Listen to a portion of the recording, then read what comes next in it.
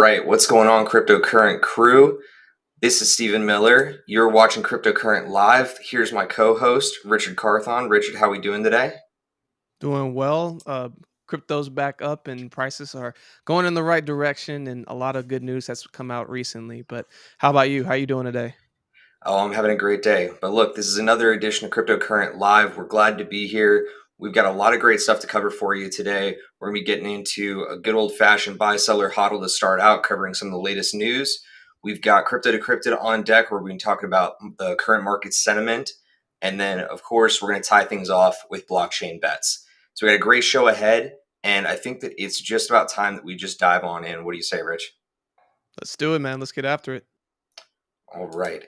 So this first article comes courtesy of you. So I'm going to bring this up real quick so that you can talk to us a little bit about recent developments in CBDCs. Absolutely. So, there's been quite a bit of development this year in the landscape of central banking, decentralized currencies, digital currencies, if you will. Again, that's central. Um, Central bank sorry, digital currencies. Yes, central bank digital currency. Sorry about that. Something just popped up. 110 U.S. countries and counting. A lot more starting to come on the horizon right now.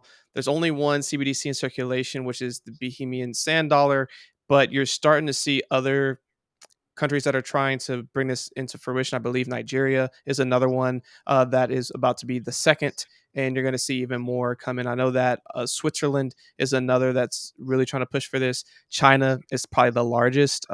They are making the largest push to get this going. And here's why I think CBDCs are both good and bad.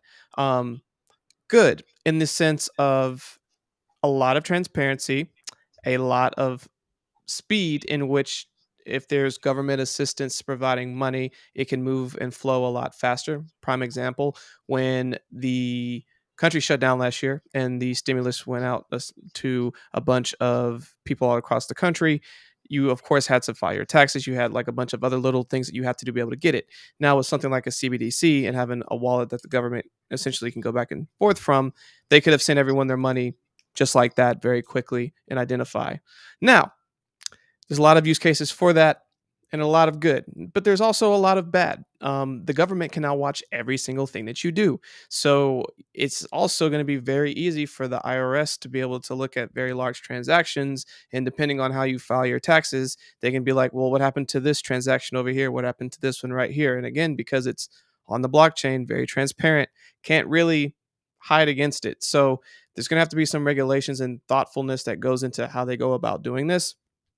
I think the real model to go and look at right now is seeing what China's going to do. So um, I think China's going to have a keep ruling with an iron fist and watch every single thing that happens from their citizens and how the money is flowing, especially because a lot of wealthy Chinese uh, investors are starting to go overseas for their investments. It's going to be a lot harder to do that if they're going to force everyone to go into CBDC because again, they can start tracking and monitoring everything.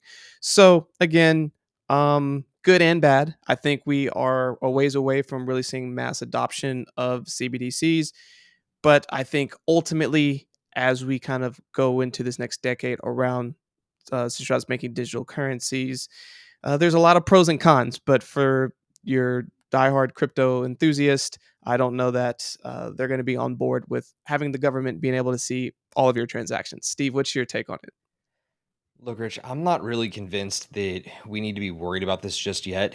As much as I think it's interesting that the IMF and damn near every bank in the world is now starting to come out in favor of cryptocurrencies in some way or another, the whole CBDC argument to me almost seems moot, especially here in the States, because in the States, everybody pretty much has consensus that like we are at least 4 years away from being able to deploy a CBDC. Everywhere else in the world, you start to run into these conflicts. And I'm going to get into this a little bit later. But the biggest thing to me, like overall, when you consider the concept of a CBDC, is control. That to me is really, really concerning because a government can easily start to flex power over its people with this sort of thing. I mean, you've already said it. China's doing it right now. We'll be doing it as they continue to roll out the digital yuan, but I'm not yet convinced that it's the right move for society. But I am really fascinated by the fact that the Bahamian sand dollar is actually in circulation now. I didn't know that. Yeah.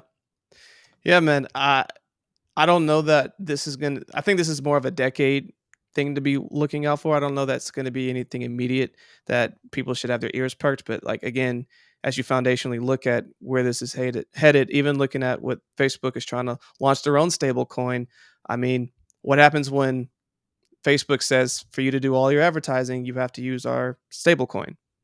You're going to do it. Most people's businesses thrive and run on Facebook. So now you're basically dealing with this new, Facebook coin. I forget what it's called. But all the same, slowly you can start having these own economies where also because of transactions and again everything being transparent, you can now follow the money in Facebook. So even with things from like politics to everything else, technically, if they wanted to release, hey, how's this money flowing, you could follow it. So again, there's pros and cons. Ultimately, I think in the long run, uh, I don't know how I feel about again governments being able to have full transparency into how everything goes, but again, it makes it transparent for literally everyone. So it'd be government officials too. I'm sure there's still like ins and arounds around it, but I'm just gonna leave it there. I think something to be looking out for, nothing to do immediately with, but just wanted to make sure everyone was aware of this. Yeah, I was going to say, because this isn't your traditional buy, seller, hodl, I want to pose a different question to you. In the case of a CBDC, would you rather see a nation deploy a CBDC, or would you rather see mass adoption of something like Facebook's DM? Because that was the one you were referring to. Which of these cases? Because one you have like a corporate technocracy, and the other one you have like actual governments, whether it's democracy, socialist republic or whatever, deploying their own CBDC. Which of the two do you see as the more viable solution right now? So presently, it would be Facebook's DM, but ultimately, it's CBDC, and the main reason it's going to be more for countries that have been known for a lot of corruption and everything else. You can follow the money. It's going to be make it very clear where are taxpayers' dollars going, where are government officials spending their stuff. If as long as CBDCs make their blockchains truly transparent and accessible that anyone can go and like follow the money, I think in a lot of ways it's going to make a lot more people honest. Look, you can only hope for it. So, look, the next piece of news that I've got for you actually comes a little bit inside today. We've got a really great opportunity that's actually come across our door, and that's that we're going to be going to West Texas to the town of Marfa this upcoming weekend to showcase the Art Blocks house opening. It's their first gallery opening, and to me, that's a really big deal. We have not seen an NFT play or even a massive NFT project like Art Blocks that's curating artwork in the crypto space put out an actual in-person gallery. We've seen, in VR, we've seen a whole bunch of detail from that. But this is really exciting to me. So I wanted to make sure I at least shared this news up front. If you do have any interest in going out to see the Art Blocks house in Marfa this upcoming weekend, it will be open Friday from 10 a.m. to 8 p.m. and then over the weekend, 10 a.m. to 6 p.m. But they will be doing some special collectors meetups and featuring multiple panels with artists and other collectors just kind of throughout the day on Saturday starting at 9 a.m. So we wanted to make sure that you were aware of that. And then the other piece that I wanted to bring up, which is my actual piece of news for Buy Seller Hodl this week, is this really interesting piece that was put out by an anonymous person online, but he goes under the moniker of Punk6529 from the CryptoPunks art distribution in the NFT space. And he posited a question that I thought was really, really compelling over the course of the last week.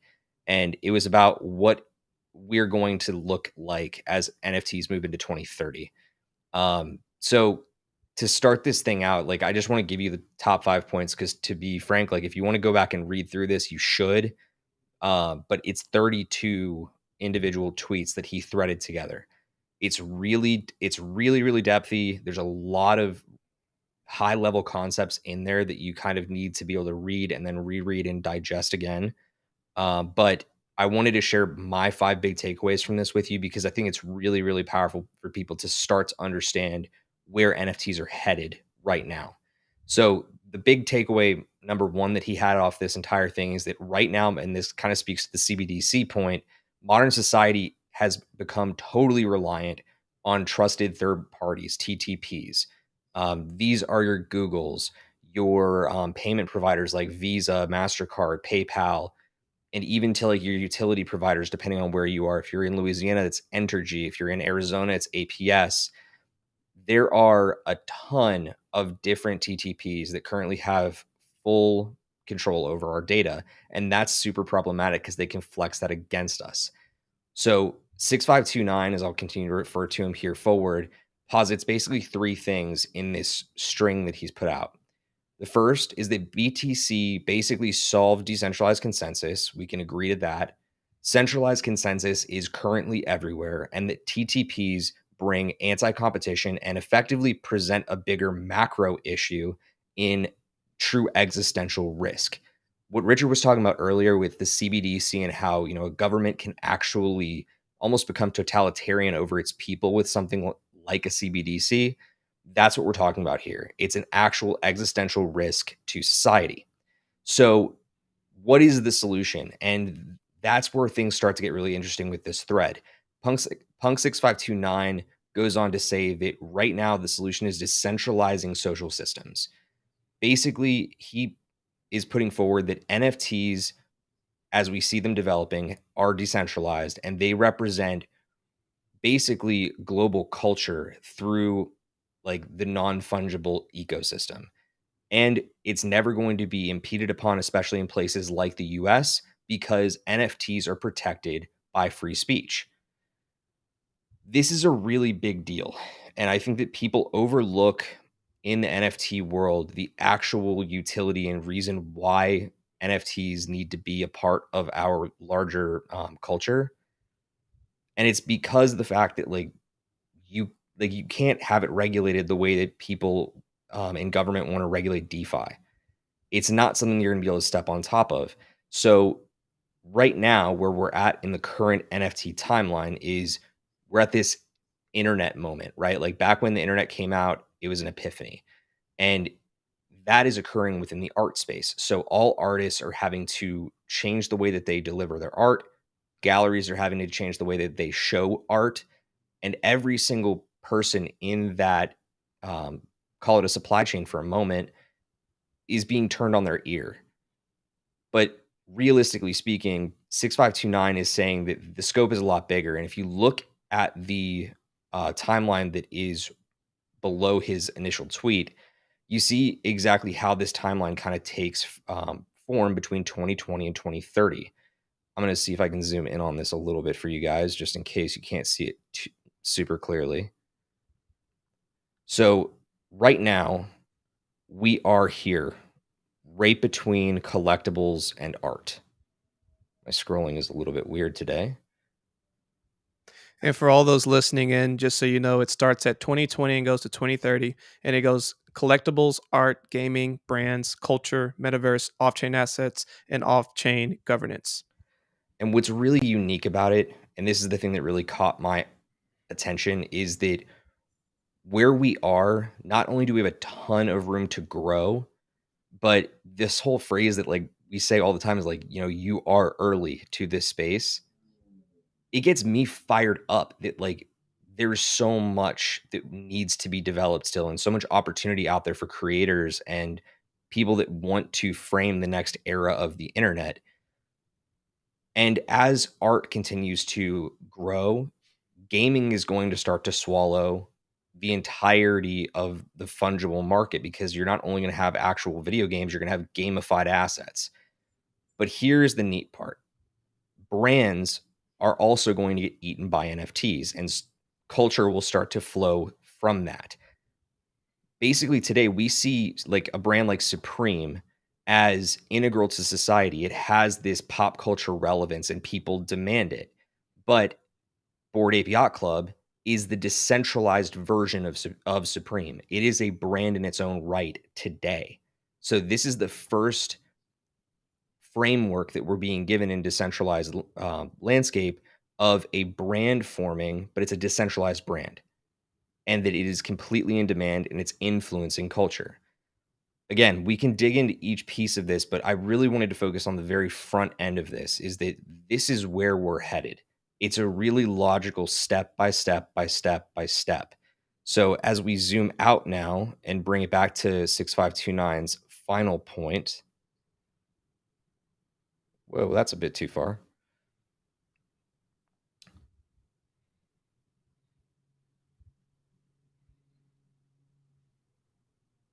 The final point was, again, just as I just said, we are still early. So do not take what I'm saying in like this little summary of what 6529 brought forward as an endorsement to go and buy all the NFTs that you can find at your price point. That's not what I'm saying. What I'm saying is do your research, go read 6529's tweet. But to me, this is a very hodl indicator in the world of buy seller hodl to me. Richard, do you have a perspective on this that you want to, I guess, interject when it comes to buy seller hodl, or do you just see it from this perspective that 6529 is putting forward? So this is definitely a hodl for me. One of the things I always go back to personally is that you have to play the long game when you think about crypto. This is a long-term game, and a lot of people think of collectibles and NFTs as a quick fix and flip, in which some of them can be. But if you have the resilience to have some diamond hands instead of these paper hands, and really start to see where our industry is growing, you can see that there's a ton of opportunities that you can find early, hold on to for a little bit longer, and turn it into an even more massive opportunity for yourself. But the first is, like you said, DYOR, do your own research, which I want to do a quick plug. We actually dropped an article on that today for some different crypto language. If you are new into the crypto space, you're trying to figure out what's going on, you can go to Cryptocurrent today. We just dropped a brand new article that gives you some of the different slang that you can learn about when people are talking and using the different crypto slang that is out there. So as far as the buy sell hodl, I see this as hodl news. I think you did a really good job of speaking to why people need to continue to spend and pay attention to where we are in the NFT market, but also showing where crypto as a whole is headed, as we have a lot to still grow into this next decade. And look, again, I'm going to go ahead and echo what you're saying. This is a hodl piece for me. I think that every single thing that 6529 is putting forward right now makes a lot of really clear sense. So for those of you that are joining us at home for the very first time, understand that here at Cryptocurrent, we are all about bridging that gap between those who do not know much about cryptocurrency with thought leaders in the space. 6529 is one of those leaders in the NFT world, though while he is anonymous, he is one of the people who is an absolute thought leader. So I encourage you, go follow him on Twitter. I believe, again, his handle is at punk6529. He's an absolute revolutionary, and he's been putting out a lot more great content like this throughout the last couple of weeks. So very worth checking out. But before we go forward, again, I'd like to encourage everybody, please do us a favor, like this video, subscribe, hit the bell so that you get notifications of every single time we come online. We'd love to see you back every week. But if you have any questions for us, hop in the chat, send us a message, and Richard and I will gladly field it for you live. Next up on our show, we have a recurring segment that we do every single Tuesday called Crypto Decrypted. This week on Crypto Decrypted, we are talking about market sentiment. So, Richard, in the world of market sentiment, do me a favor, give us a quick overview of what market sentiment is, what it means. Okay, so market sentiment is just overall talking about what are people talking about and feeling in the overall market. So right now, when we talk about bullish, bearish, that is what we're talking about. So when the market sentiment is bullish, we think that the market is basically indicating that there is should be price increases, that the prices in the overall market should be increasing, market cap should be increasing, etc. When there's bearish sentiment, that's the opposite. People are selling, they're getting rid of some of their assets, or they're taking some profits.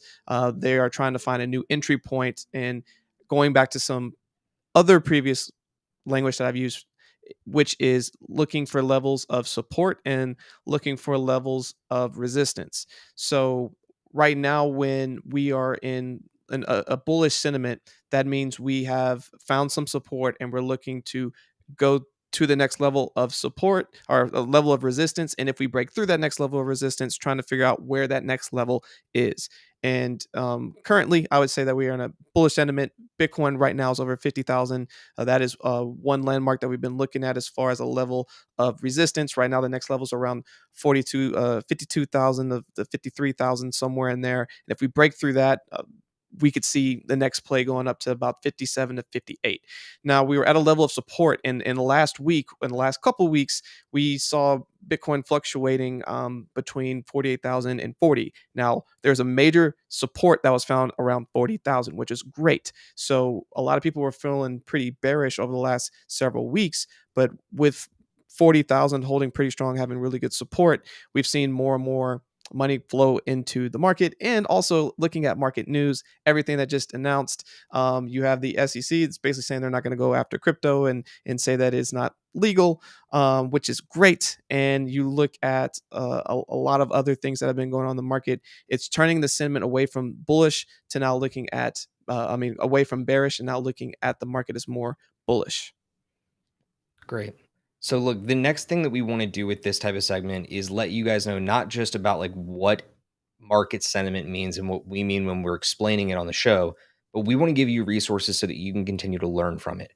So as we move forward, we're going to start getting into tracking market sentiment and what you need to be aware of. The first piece of which is looking at Bitcoin search trends. So when we're talking about Bitcoin search trends, we're talking about going into Google's analytics and searching Bitcoin and seeing what the actual public search volume looks like and the public interest is over time. So as you look back here, you can actually see that there was a big spike right towards the end of 2017, which directly coincided with the last cycle pump. When Bitcoin was at its peak, I believe it was the end of December in 2017, you found that exact peak. And then all of a sudden, when the market was shot to hell, it crashed off and it never recovered. So when you're looking into market sentiment, you can see not just the positive of whether or not it's bullish or bearish, but you can start to generate thought around, is it currently popular? Is it currently being thought about? Most of the time, sentiment starts with the public discourse. Are people talking about it? And Google is the best way to determine whether or not people are talking about it. You can see right now in the last year, that volume has started to peak up again. Right now, we're at a lull because people are still right before the next pump. They're not necessarily totally bought in yet, but you will see, and I can almost guarantee it, that we're going to see a takeoff here shortly after this type of mirroring occurred in early 2017. So that is our first resource for you. But Richard, why don't you tell us a little bit about the Fear and Greed Index? So the Fear and Greed Index is basically a really good indicator of where people are right now. Like going back to that bullish versus bearish sentiment. Basically, when people are feeling greedy, they're feeling like, hey, to the moon.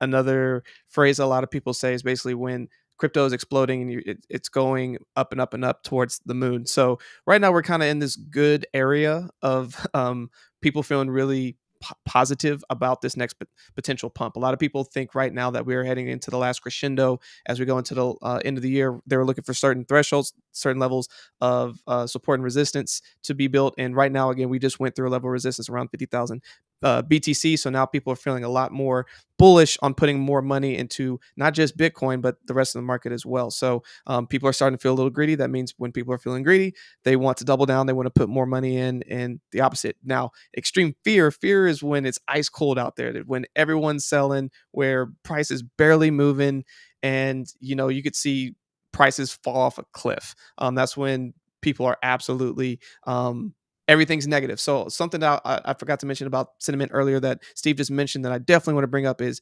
news. What are the articles talking about, right? If you go into like the last week and you go on the different whether it's a Google search or you go to like CoinDesk, Cointelegraph, etc., what do all the headlines talk about? Is it bullish or bearish sentiment?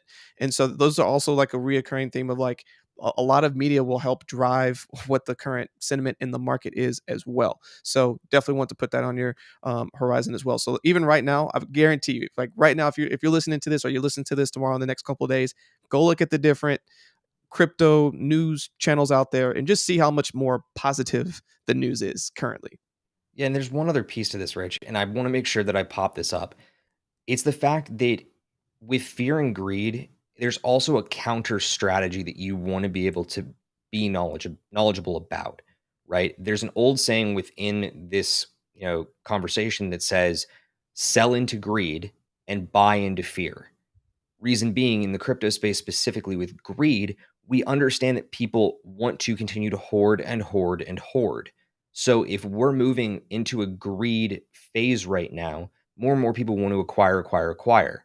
If you were the smart, individual who bought during the fear phase, you can sell into that greed and take profits. It's just another piece of the strategy that you need to be aware of as you're moving forward into the crypto landscape. Now, Great point. the next piece on here for market sentiment, another great resource for you, is the Bitcoin Rupal chart. Now, the Bitcoin Rupal just expands upon what we were just talking about with fear and greed. It starts to build in that fear and greed index visually with the actual Bitcoin chart. So you can chart historically where that greed and capitulation came from versus when we were in euphoria. So you can see at the top of the screen right now the actual formula that the relative unrealized profit and loss chart actually tells us. So relative unrealized profit or loss equals the current market cap of Bitcoin minus the realized cap divided by the market cap.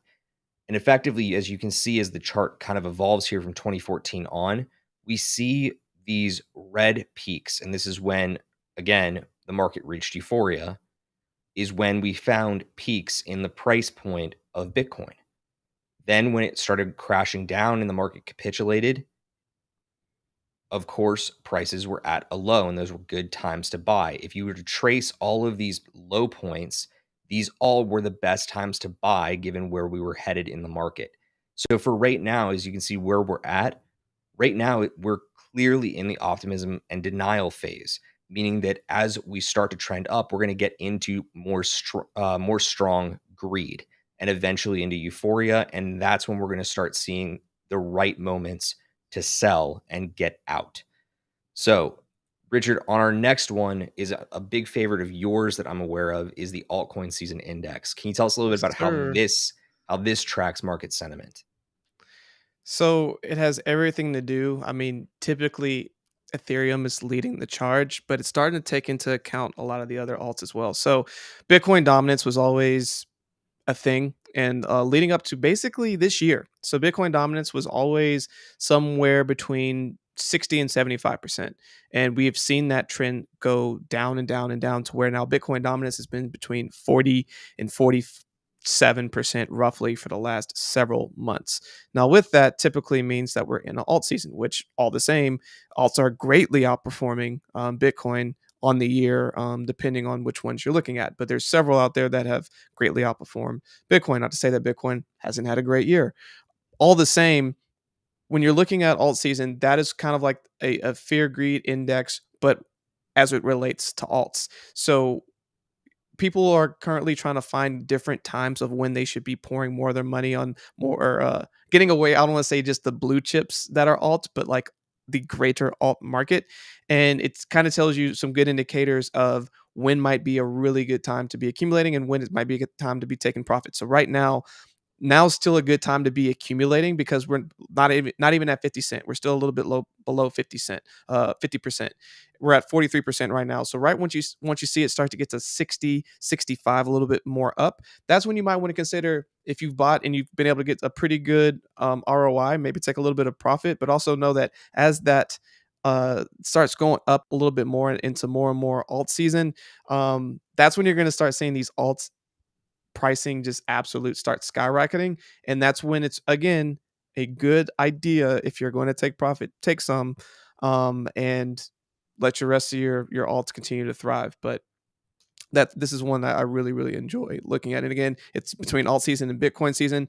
When you're in Bitcoin season, it's also typically an indicator that sentiment in the market is down. So again, Bitcoin dominance typically going back up. People are going back into safer blue chip types of cryptos, which are typically Bitcoin and Ethereum. Those are your two that a lot of people are accumulating at the end of the day. So and mostly it is Bitcoin. So once you see Bitcoin season starting to happen, we know that we're pretty much getting a little bit less into bullish territory, and a lot more into bearish.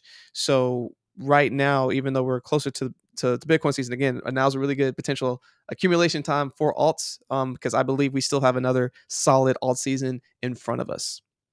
Yeah, I would definitely agree with that. And again, I think that when it comes to market sentiment, this one is one that is a little bit more complicated, right? Because it's not an A versus B, or like something that's really binary, or even like too much of a emotional spectrum player. It's more so just understanding like where the market wants to put its money at any given moment. Do they want to be aping into more Bitcoin, or do they want to be aping into altcoins? That's just a piece of understanding that we need to give you. The last piece that I want to bring up is something that we've brought up a number of different times, whether it's on our Clubhouse or here on Cryptocurrent Live, is the Bitcoin rainbow chart, which is based loosely on the logic behind the stock to flow model. This is essentially tracing on a logarithmic view market sentiment about where we're at within the current halving cycle.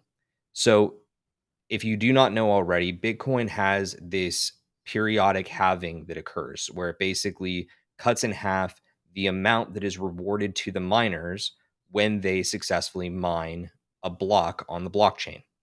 And as you see on this rainbow chart, it goes from blue up to red, and each of them has its own specific sentiment attached. So during times of extreme bullishness, or like when we're at a market top, it's where you're in maximum bubble territory. If you start approaching this, get the hell out, right? But you see it start to decrease as you go along here, because again, it charts the rainbow above the top. So where we're at right now, we are nowhere near the idea of the chart telling us to seriously get out. We've only made it up to FOMO starting to intensify. We've basically just been questioning whether or not we're in a bubble right now. So after we saw that crash in April, we started seeing a market sentiment shift towards hodling what you have. It's still cheap, and accumulate more Bitcoin.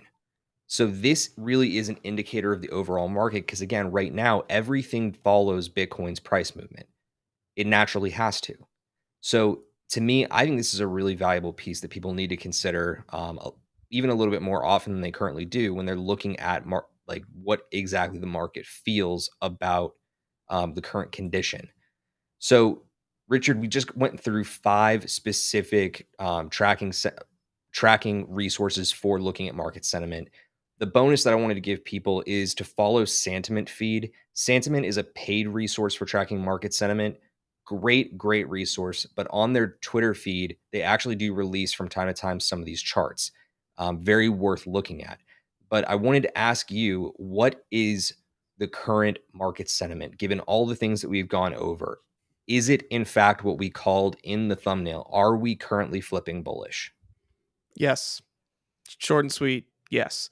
Everyone's been looking for October. The time has come, between just market sentiment and a lot of technical analysis looking towards this month and next to be the big run up, plus industry news of both US news and international of being a little bit more crypto friendly. And this is actually more targeted towards the US, and how they're going to do taxes, and are they going to go after crypto? Looking like no. So all of the right market conditions mixed with market sentiment is it's bullish time. I think, and again, we've already broken through 50,000. A week ago, we literally, I think we're right around what, 42, 43. And now we're back up to 50. Like the run in the last week is nuts. Go look on a chart. It's crazy. I think, again, if Bitcoin can do its thing and break through this 52 to 53 range and get up to 54, we're off to the races. And look, I can only hope for the same, right? I mean, we're all in this same exact boat with you. If you are, a crypto newcomer, if you're in the middle of it and you consider yourself more of like an intermediate level of knowledge, or even if you've been in it for a long time, we are right there with you. We want to understand market sentiment just as well as you should want to. So continue to, again, push your threshold, try to understand things on a deeper level. That's, again, what we preach here on Cryptocurrent. So before we move into our next segment, I want to go ahead and just give everybody a reminder. We had a couple really great interviews up on deck this week for you. Richard just yesterday released an interview that he did with Kijun Seo from Planetarium, where they're basically working on a big community gaming platform. Richard, is there anything you can tell our listeners about that interview? First of all, and I even say this in their interview, pay attention to gaming and crypto. First of all, if you're not in gaming, period, just get in. Secondly, gaming in crypto is going to be one of the next largest waves to come into the space, because it combines so many different aspects of all the beautiful things that make crypto as amazing as it does.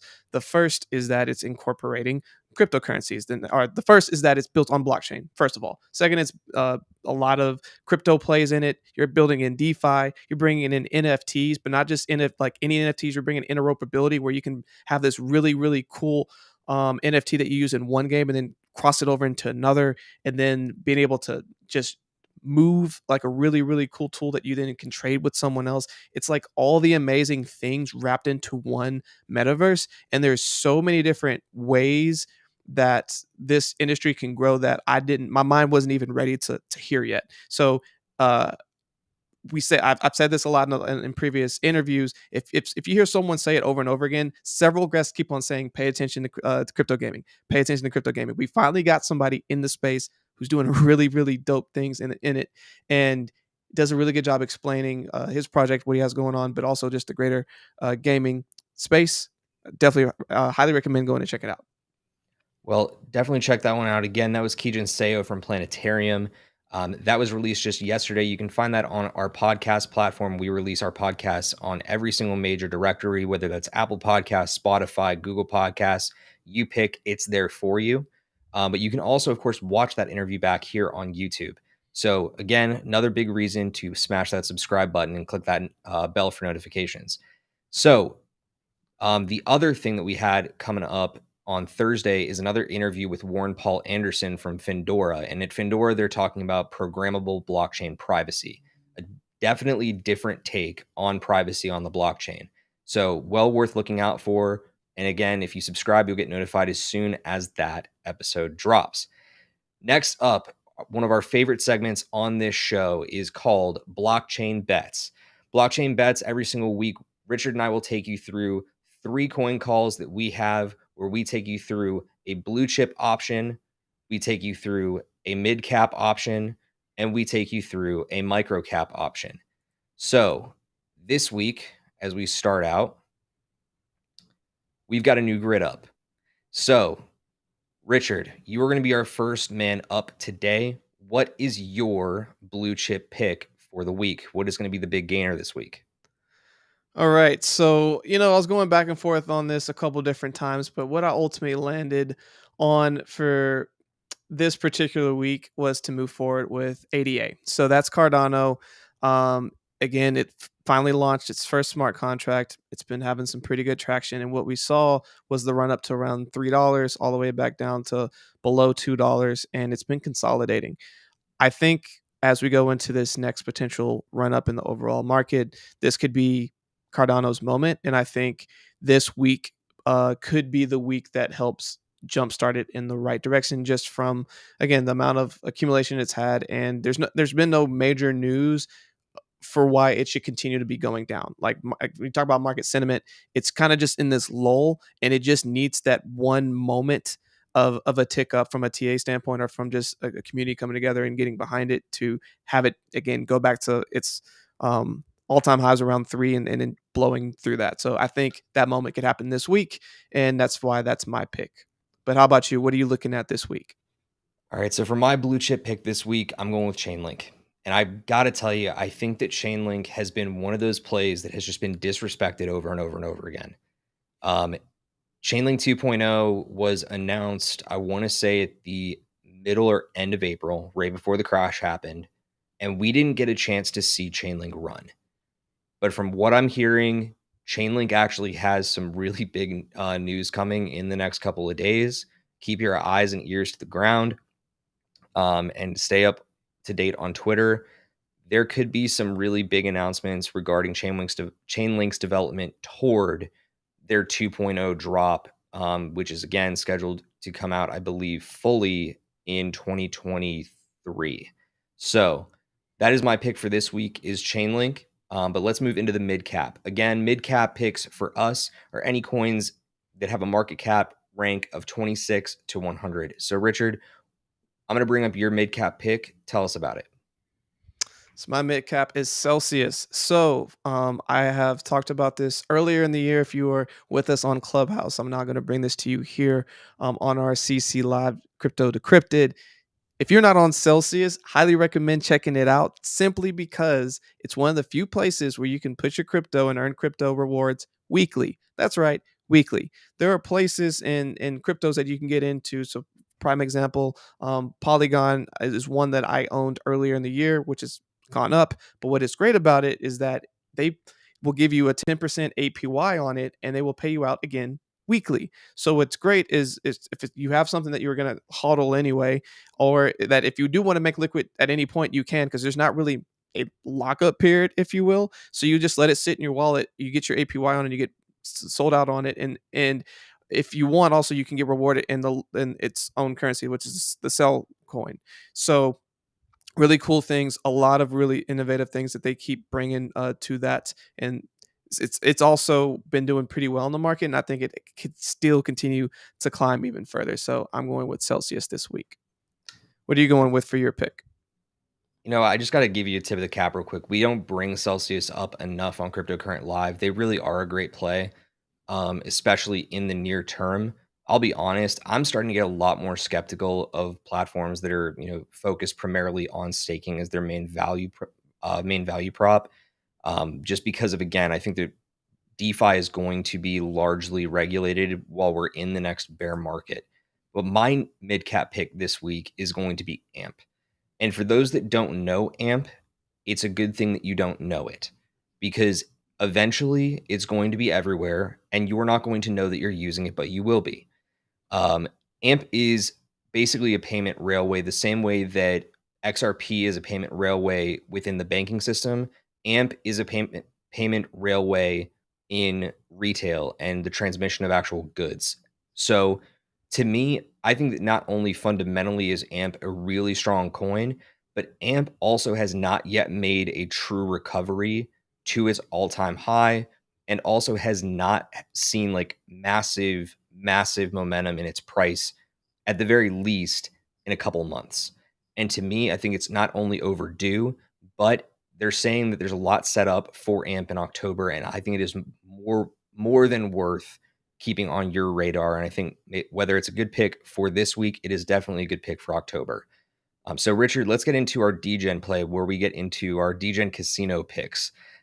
In the micro caps, we have every single coin from 101 to 300. And most of the time, folks, just a quick reminder, these are our highest risk plays. But oftentimes with that risk comes higher rewards. So Richard, tell us a little bit about BIOS.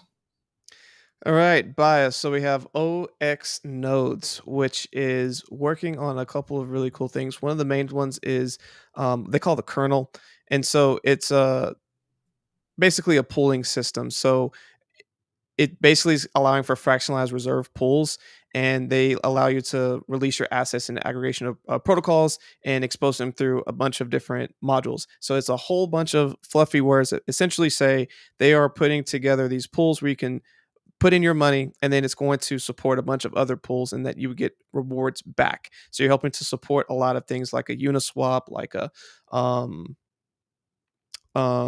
a couple of like a quick swap, a bunch of others that are out there that need to have the liquidity so that whenever you exchange from one crypto to another, you can do that. And there's a bunch of other things where they're working on like interfaces. So if they want to work on like NFTs and other things, you can do that as well.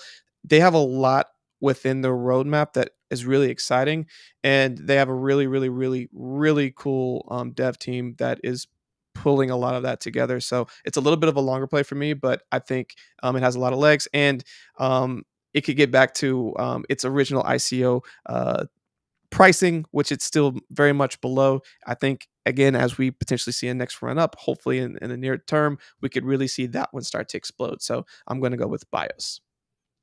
Awesome pick. So the next pick and my final pick for this week's blockchain bets is going to be Efinity. You've heard us talk to you about gaming a lot. I wonder if you've picked up on the trend, because frankly, there is no bigger play right now than gaming. It is going to be absolutely explosive in the next cycle, but I think that it has a ton of room to ride the hype at the end of this one. So do not sleep on gaming at large, but within gaming, there's one name that currently kind of stands above all the others in terms of a total ecosystem, and that is Engine. But Engine Coin also has two new coins underneath it now, one of which is Efinity. Efinity is going to be their NFT cross-platform provider, where they're going to directly be plugging into Polkadot's parachain ecosystem, as well as trying to start moving NFTs. What's the word? Interoperably. There we go.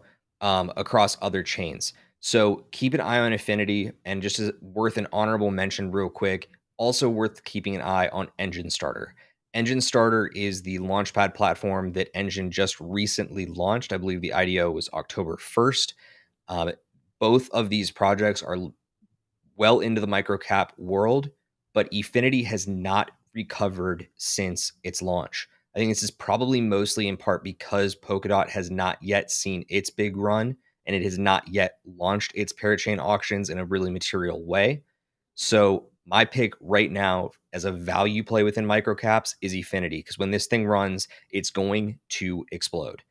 All right, guys, that's going to wrap it up for blockchain bets this week. Richard, how do you think we ended up here? Man, I think this is a solid amount. I mean, from the blue chips to what's coming, they're all solid projects. And again, the thing that we want to put on your mind with a lot of the products that we're exposing you to, even though we're going from a week to week standpoint, we also are trying to look for plays that could be here in the long run. Because again, you want to find projects that you think aren't just going to be here for the short run and you know make a quick buck. Because yeah, there are some that are there, but again, the longer plays are the ones that are ultimately going to get you your 10, 50, 100,000x. And ultimately, we're trying to get people there, and we want to expose you to opportunities that we think potentially could get there. Yep. And I'm right there with you, man. We're going to continue to, again, bring you these calls week to week. As Richard had said, all of these calls are picks that Richard and I, whether the market crashed today or tomorrow or even a month from now, would still hold on to if, God forbid, the market did come down. We wouldn't be selling the bottom on these coins. So that just about is going to do it for us this week at Cryptocurrent Live. Richard, while we wrap things up here, are there any final reminders that you'd like to give our audience? So we have a new series that goes out on every Wednesday. So for one of our hosts that comes on here, Chris Canoros, he's been starting to do some segments where he's doing a deep dive into various talking points that you would want to learn more about. So for example, last week, his very first one that he talked about smart contracts. What are they? Gives you a really good synopsis on it. Highly recommend you go check that out. He has even more great content on the way. And of course, there's Cryptocurrent Live on Fridays, which is the Aftershock show. Steve, you want to speak a little bit more about that? Our Aftershock show basically brings you a quick wrap up on the week's news and focuses specifically on the biggest, most important news of the week. Chris and I partner on that one for every single Friday's live cast, and we will be putting that together actually a little bit early for you this week because I'm going to be out in Marfa, Texas, again, covering the Art Blocks gallery launch at Art Blocks House. So again, friendly little plug for you. Definitely worth checking out if you're in the West Texas area, in specifically Marfa. That's the Art Blocks House launch. It's going to be an absolute blast, and you'll be able to catch coverage of that later on this weekend when we post a quick editorial piece for you showing exactly what happened while we were in Marfa, as well as what they've been rolling out at the Art Blocks House. And I think we're even going to be able to get a little bit of a commentary from Snowfro himself and be able to tell you a little bit more about what Art Blocks has in the pipeline coming up. But look, that just about does it for us here at Cryptocurrent. You've been watching Cryptocurrent Live. We appreciate you being here every single week. Join us next week. Hit that subscribe button. Crack on that bell. Let us know that you want to be here and see more of this content, leave a comment as well. Please let us know how you're enjoying this content, if we can improve it for you. Drop a comment below. Otherwise, have a great week. And as always, friends, stay cryptocurrent. Bye, y'all.